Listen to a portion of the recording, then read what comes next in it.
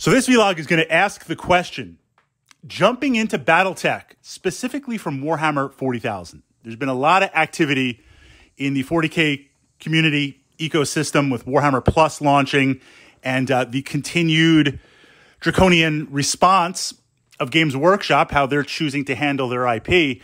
And as a player that enjoys the 40K narrative, I mean, I enjoy all of Games Workshop, but the 40K narrative, but also the Battletech narrative, I have seen so many players crossing over from 40K to Battletech. I mean, it's been amazing. It's not just one or two players. And I'm not saying these players are like, look, I'm done with 40K. I'm selling all my armies. I'm out of it. They're just saying like, look, I enjoy 40K. It occupies an important part of my life. But with Games Workshop essentially literally destroying and dismantling the community, now I'm starting to look around and say, hey, there's other gaming systems around. There's other communities. And from that perspective, it's not a lock. You can belong to all the gaming communities that you want. I mean, that type of diversity in the ecosystem and sharing of information and passion, I have found to be very, very rewarding. So when players are saying to me, I've been a long-time 40K player, 5 years, 3 years, 8 years, 10 years, 12 years, and now I'm jumping into this Battletech thing, I'm interested. How do I do that? What is the setup? What is the difference? And this is coming in from no experience of Battletech. So it's not like, you know, back in the day you played Battletech and it's been a while.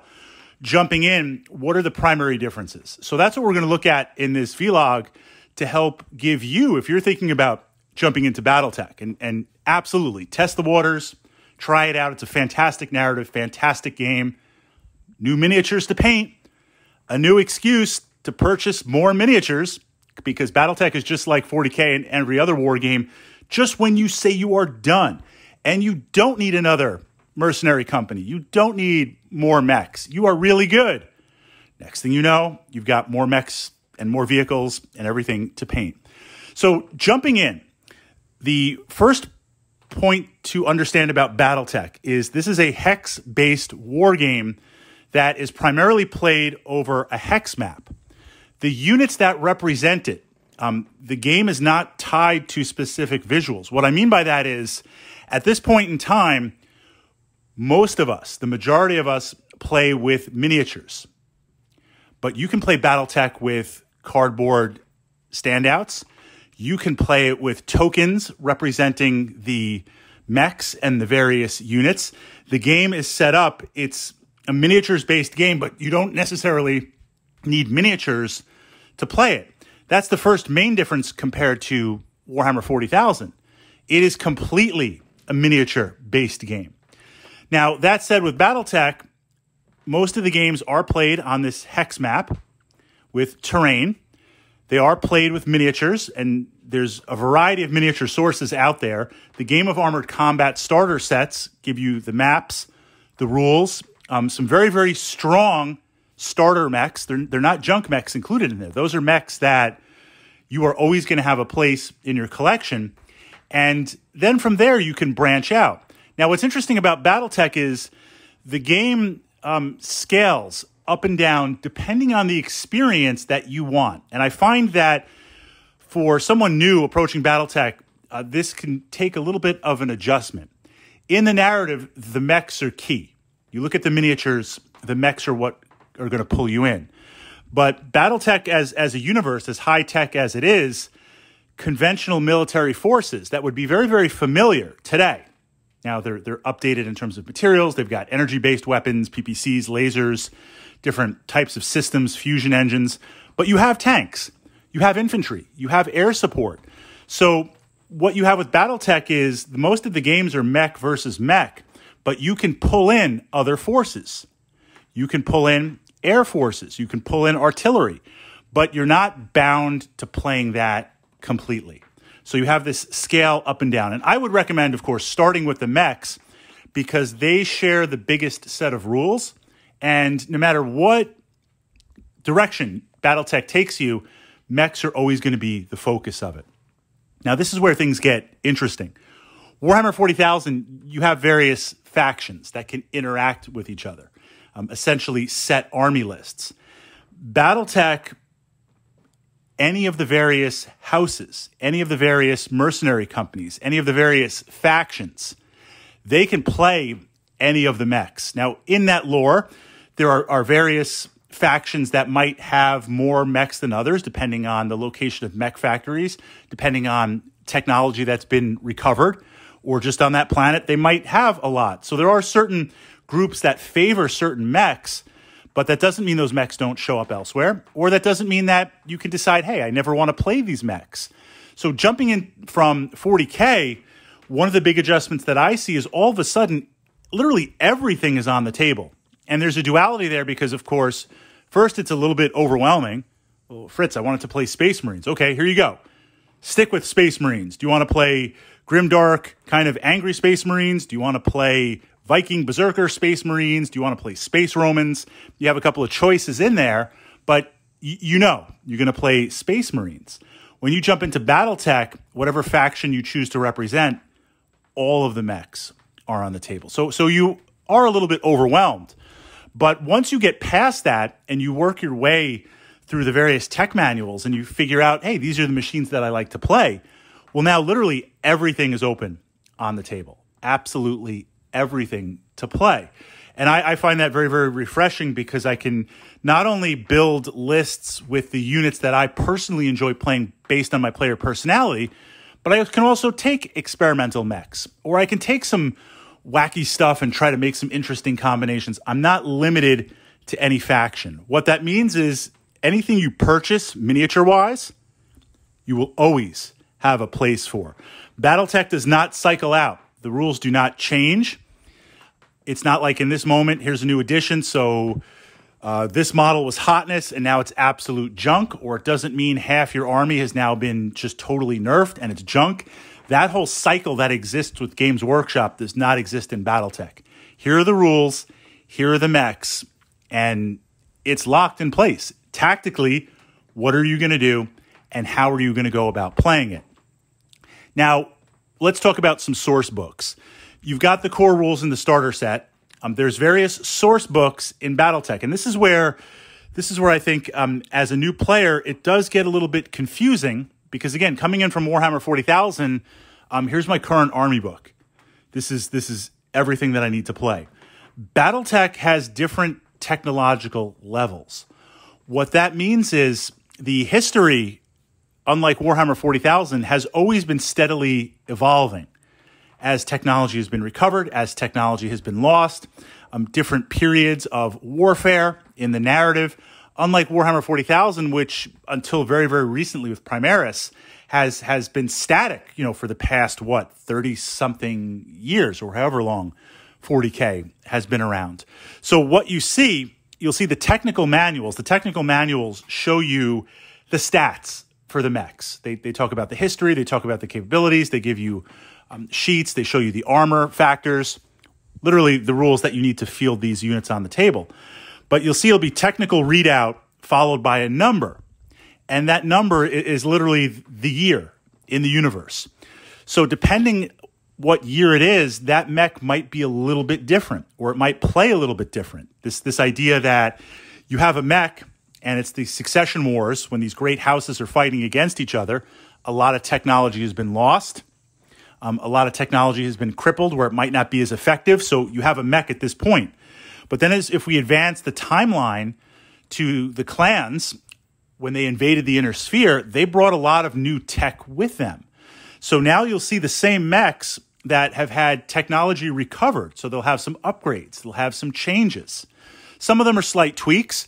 Some of them are pretty significant. Now, this is exciting because when you purchase your mech, your physical miniatures, you can enjoy that miniature. You can enjoy that model through all different time periods, depending on when you want to play and when you and your friends want to battle out. So there is massive, massive value in your collection.